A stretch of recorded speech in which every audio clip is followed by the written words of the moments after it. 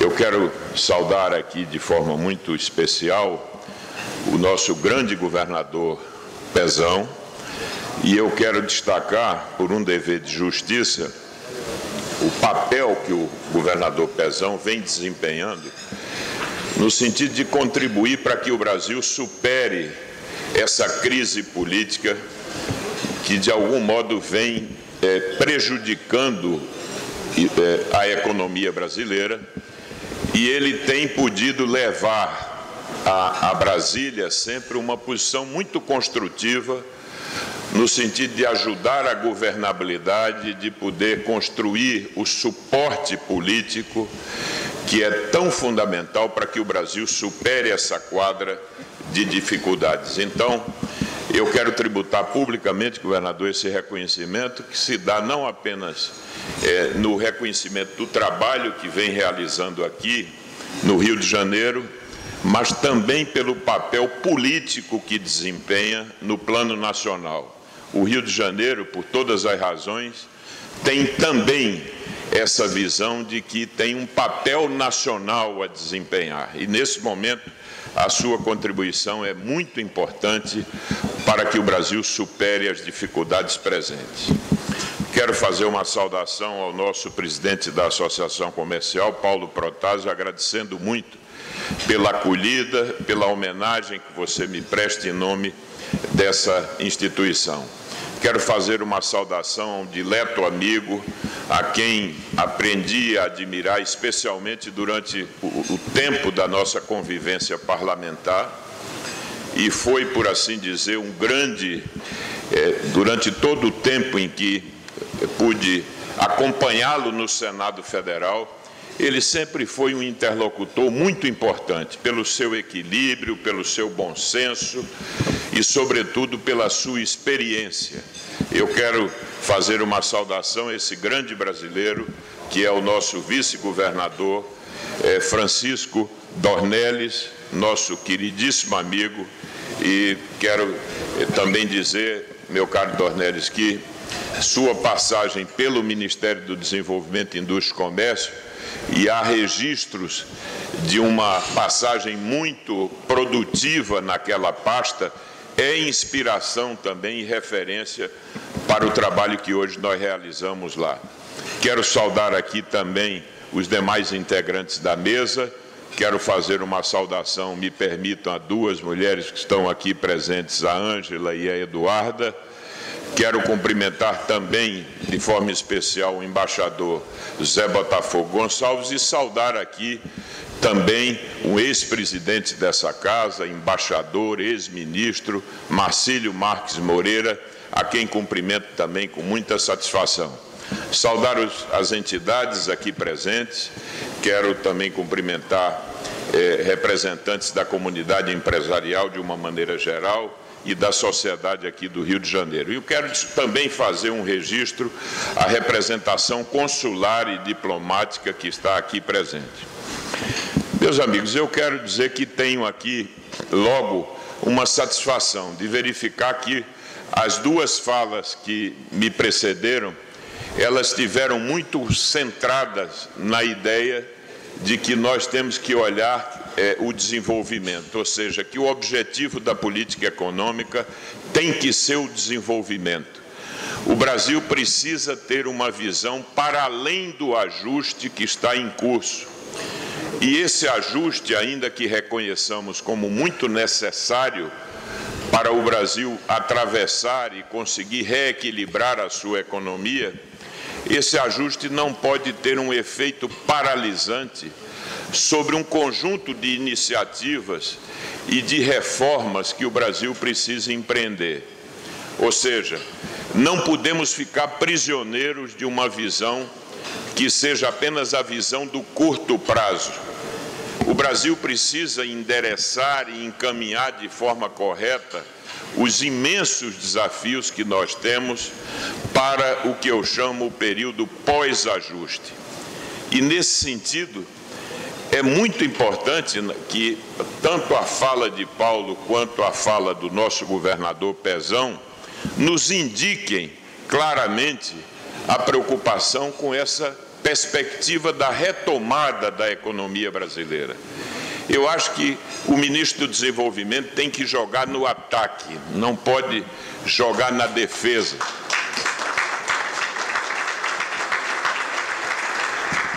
Mas, evidentemente, temos que reconhecer as limitações que o momento presente nos impõe, mas sem que isso signifique um processo de, eu diria que de desalento ou de desanimação.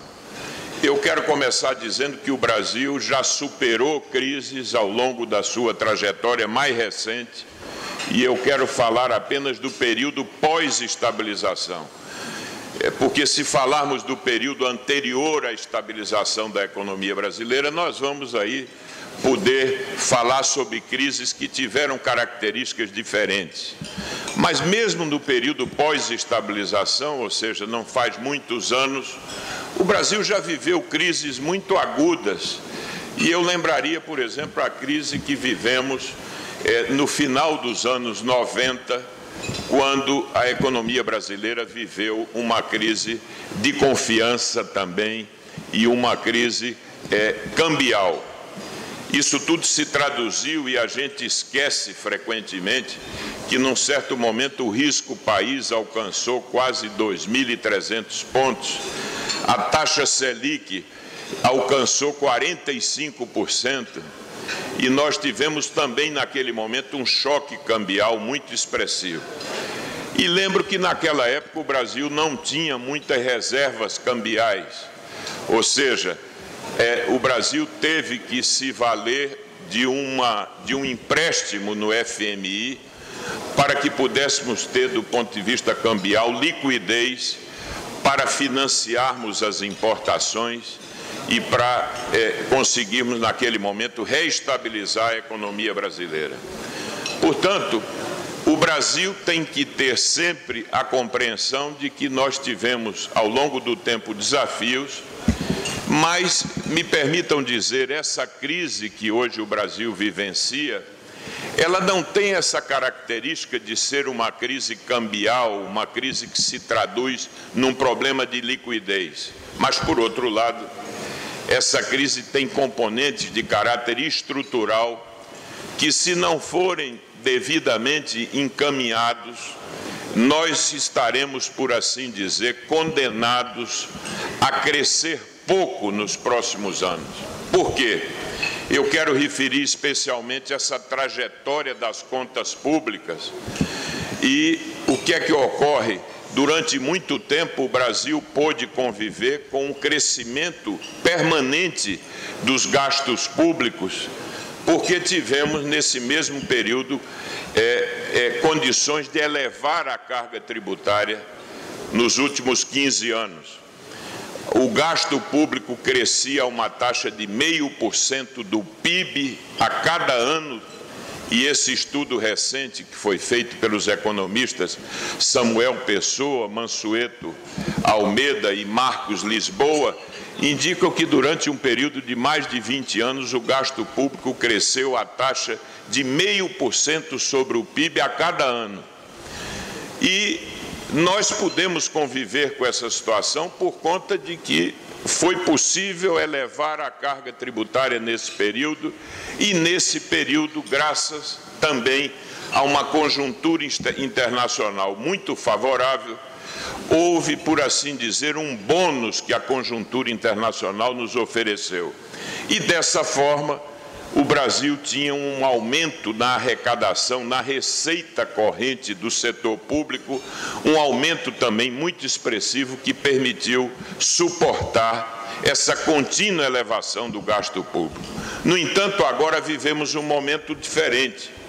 Agora já não temos o bônus externo, o efeito de uma maior formalização da economia brasileira já se completou, e não temos mais o recurso de elevar a carga tributária como fizemos nos últimos anos. Portanto, agora não há outra forma de reequilibrar a economia brasileira que não nos indique o caminho de uma ampla reforma na estrutura do gasto público no Brasil.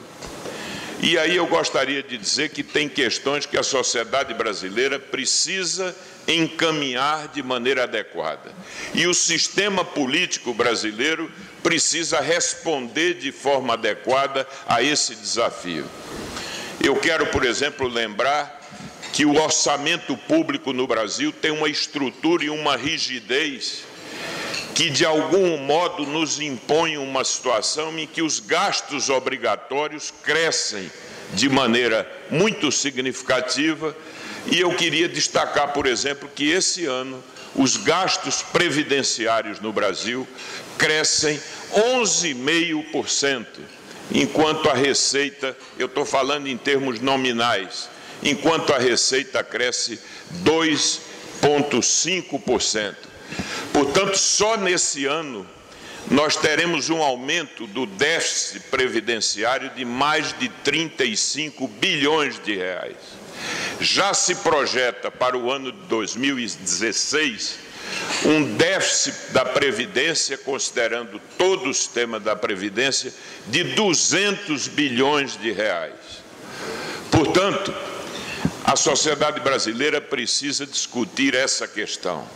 Não há como deixar de considerar a necessidade de promover reformas na Previdência, sem o que o nosso país, que ainda é um país jovem e que, portanto, teria, em tese, o benefício do bônus demográfico que nós ainda, de alguma maneira, usufruímos, imaginem o que será a situação previdenciária se não fizermos reformas daqui a 20 ou 25 anos, quando a curva de envelhecimento da população brasileira vai se acentuar.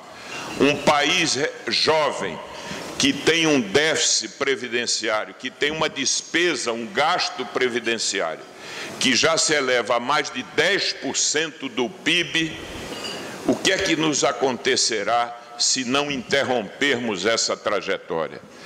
Eu não estou propondo subtrair direitos, mas eu acho que nós temos que nos inspirar naquilo que a própria experiência internacional nos aponta e a necessidade de forma, vamos dizer, corajosa, enfrentar essa questão. E, de outro modo, a rigidez do gasto, a estrutura de vinculação das despesas públicas, que nos impõe sempre um mecanismo que tem uma propensão a gastarmos mais e não necessariamente a gastarmos melhor. Portanto, a baixa qualidade do gasto público, a ineficiência do gasto público, em suma, essa é uma agenda irrecusável se o Brasil quiser efetivamente construir as condições e as bases para um novo ciclo de crescimento. Portanto,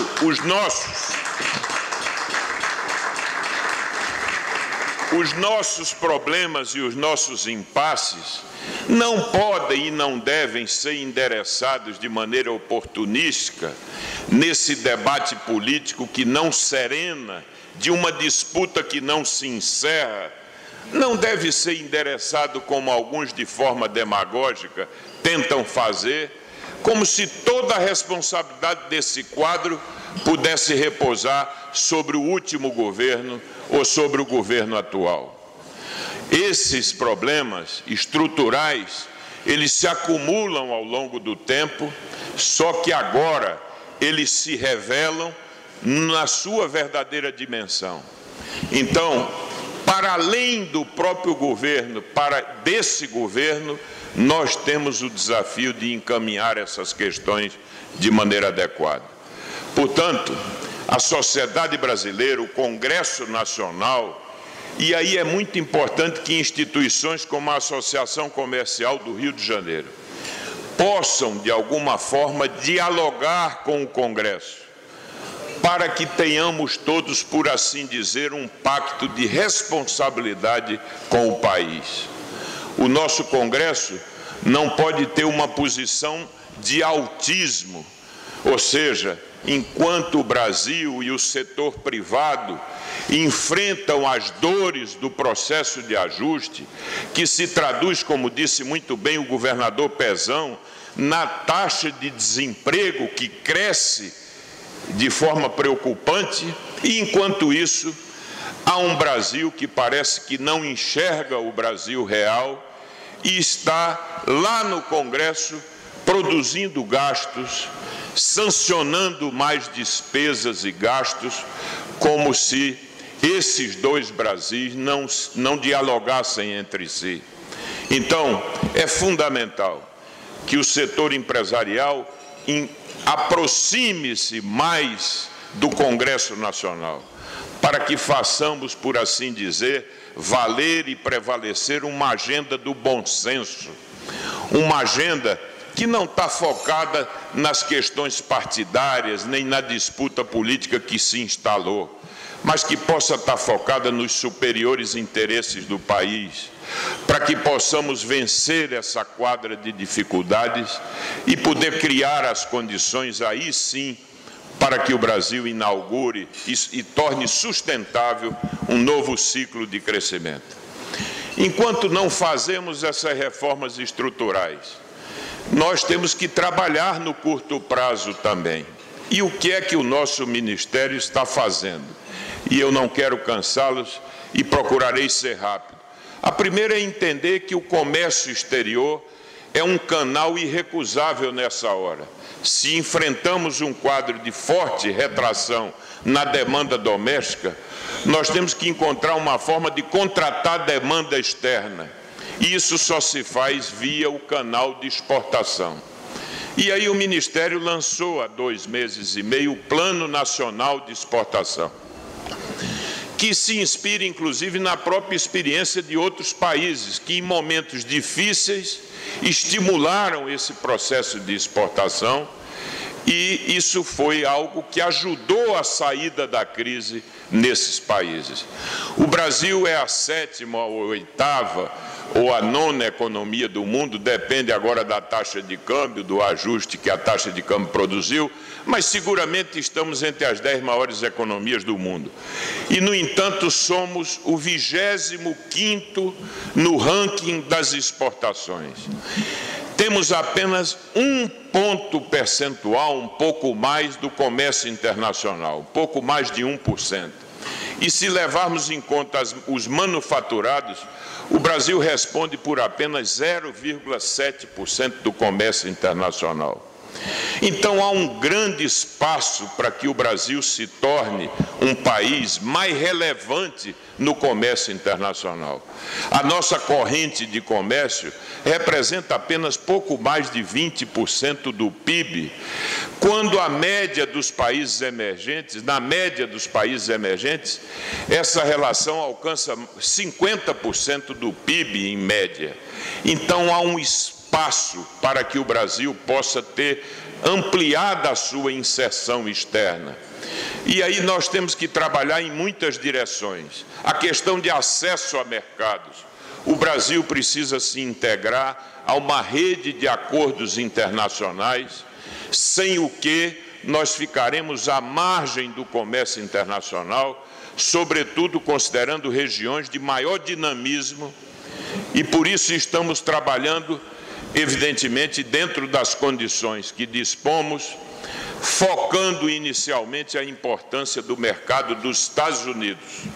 Os Estados Unidos representam hoje o mais importante destino das exportações de manufaturados brasileiros. A despeito de todas as nossas dificuldades, esse ano, as exportações para os Estados Unidos de manufaturados cresce a uma taxa já de 6%, o que é algo muito relevante. As nossas exportações de manufaturados vão representar para aquele mercado um número superior a 20 bilhões de dólares esse ano. E aí, como trabalhar mais esse mercado? Nós fizemos em fevereiro uma proposta ao Departamento de Comércio americano, que é trabalharmos numa agenda de convergência regulatória. O problema do mercado americano para os bens industriais de acesso não é a questão tarifária. As tarifas médias são um pouco superiores a 3%. O grande problema são as normas técnicas, que se constituem verdadeiras barreiras não tarifárias. Precisamos trabalhar na convergência de normas e aí levamos o Inmetro, levamos a ABNT, para trabalharmos com os órgãos correspondentes nos Estados Unidos numa agenda de convergência de normas técnicas. E já temos resultados concretos para celebrar. No setor cerâmico, no setor têxtil, no setor de refrigeração, de máquinas e equipamentos, no sentido de que pudéssemos fazer já a convergência de modo a melhorar as condições de acesso ao mercado americano. Temos também uma agenda com o México, que vai ensejar uma ampliação extraordinária do nosso comércio, sobretudo considerando os produtos que têm margem de preferência tarifária. Vamos sair de 800 produtos para mais de 4.000 produtos que terão margem de preferência tarifária nesse país que é a segunda economia da América Latina. E temos uma agenda com os países da Bacia do Pacífico, aqui da América do Sul. É inaceitável considerarmos que aqui na América do Sul existe um muro hoje que separa os países da Bacia do Pacífico dos países do Mercosul. Ou seja, os países da Aliança do Pacífico se integram com os demais integrantes dessa aliança e é como se estivéssemos dos dois lados de costas. Portanto, temos que trabalhar, e é possível fazê-lo, e lançamos isso quando fizemos uma visita ao Peru e à Colômbia recentemente, um cronograma de desgravação tarifária que, de resto, já estava previsto no âmbito do próprio Mercosul, mas no sentido de acelerarmos o processo de desgravação tarifária. Com a Colômbia, por exemplo, esse processo estava congelado em função de alguns problemas em alguns setores, como têxtil e siderúrgico. E estamos também promovendo acordos no setor automotivo. E aí, meu caro governador, eu queria destacar que a nossa Nissan aqui do Rio poderá se valer desses acordos automotivos que estão sendo celebrados. Nós renovamos o acordo do México e estamos, nesse momento, em vias de concluir um acordo com a Colômbia. O Brasil já teve 20% do mercado colombiano e hoje essa participação caiu e alcança apenas 3%. Nós temos que retomar esses mercados e, nesse momento, não há nada melhor para manter o nível de atividade de alguns setores do que estimular as exportações. Então, estamos trabalhando firmemente nessa agenda. Portanto, eu falei de acesso a mercados, mas temos outros temas: facilitação de comércio, promoção comercial, as ações de inteligência comercial. Quando Paulo fala dos 32 mercados-alvo, que são os mercados prioritários que nós elegemos, isso tudo foi fruto de um estudo de inteligência comercial, para entender a dinâmica desses mercados, qual é o perfil do comércio, como isso pode, de algum modo, de alguma forma, complementar-se com as possibilidades do Brasil em diferentes segmentos. Portanto, temos uma ação da Apex muito firme, a proposta de fazer um calendário unificado de promoções. Há muita dispersão nas promoções comerciais do Brasil. De repente, diferentes ministérios promovem eventos que muitas vezes não têm uma comunicação entre si. Portanto, a proposta de um calendário unificado e essa definição de um mapa estratégico de mercados-alvo que vão orientar a ação comercial do Brasil. Por outro lado, uma ação firme na área de financiamento seguro e garantias para a exportação. É evidente que temos limitações. Por exemplo, os instrumentos como o PROEX Equalização, de algum modo, são afetados pelo ajuste fiscal que está em curso, mas temos um orçamento garantido esse ano que vai permitir que todas as operações que estão prospectadas possam ser atendidas no PROEX Equalização. Lamentamos a perda do Reintegra, e aí foi algo que o setor exportador, o sacrifício que o setor exportador nesse momento faz para o ajuste fiscal. Eu sei que o Reintegra, para alguns, acham, né, nesse debate que o câmbio, a variação cambial, pode compensar a eliminação do Reintegra. O Reintegra é um instrumento que tem que ser preservado e vai ser preservado, porque ele se destina a compensar o exportador por resíduos tributários que não são desonerados ao longo da cadeia e que, portanto, independentemente das flutuações do câmbio, o Brasil precisa preservar esse instrumento, que é um instrumento fundamental para o comércio exterior brasileiro. Então, eu quero dizer que nós temos um compromisso em recompor o Reintegra, tão logo esse quadro de ajuste fiscal, essa fase mais dura do processo de ajuste, seja vencido. Mas quero, saindo do tema do comércio exterior, dizer que há uma agenda também em que podemos trabalhar fortemente, seja nas questões regulatórias, seja na questão da desburocratização, e estamos atuando no portal único do comércio exterior, para fazer a integração dos processos, ou seja, hoje existe mais de 2 dezenas de órgãos intervenientes no processo de exportação. Nós temos que colocar tudo isso num único portal e colocar as informações uma única vez e, ao final, reduzirmos os processos, simplificarmos os processos, para que o Brasil possa reduzir o tempo de processamento das exportações e das importações.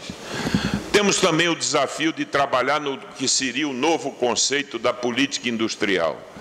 O Brasil teve uma experiência com 2 ou 3 gerações de políticas industriais mais recentes. Precisamos redefini-la à luz das novas condições internacionais. E aí o Brasil precisa se integrar às cadeias globais de valor. Precisamos discutir a estrutura tarifária de insumos e de matérias-primas, porque está provado que os países que são mais competitivos na exportação são aqueles que mais se utilizam de insumos e bens importados. Ou seja, proteger a indústria não é algo que se traduz no nível de alíquotas, se isso não corresponder a uma visão muito racional, nós terminamos por atuar diferentemente do que se supõe. A gente não protege, a gente contribui para uma perda de competitividade, sobretudo dos bens finais da indústria no Brasil. Rediscutir essa estrutura tarifária, discutir também algumas mudanças no sistema tributário, ainda que não reduzindo a carga como nós desejamos, mas eliminando obrigações acessórias, adotando na reforma do PIS/COFINS o crédito financeiro, que é algo que as empresas precisam ver implantado no Brasil, o sistema de valor adicionado no mundo inteiro. As empresas se creditam de tudo quando compram, e não essa complicação aqui do crédito físico que existe no Brasil. Temos o compromisso aí do ministro Levi de que nessa reforma do PIS/COFINS nós vamos finalmente adotar o crédito financeiro, ainda que isso corresponda a um certo ajuste da alíquota, e temos que estar vigilantes para que daí não derive um aumento de carga tributária, o que seria indesejável. Portanto, meu caro governador, meu caríssimo vice-governador Francisco Dornelles, temos uma agenda desafiadora pela frente. Mas eu quero que, ao final, a minha palavra seja uma palavra de confiança, de que o Brasil vai poder superar essa crise episódica, que nós vamos poder, sim, agora encaminhar de forma adequada as questões que verdadeiramente precisam ser atacadas para que o Brasil promova as reformas estruturais. E quero dizer também que, ao discutir essas reformas, não há dúvida nenhuma que o sistema político brasileiro precisa também ser reformado. A disfuncionalidade do nosso sistema pode pôr em risco essa agenda que nós queremos construir para o futuro.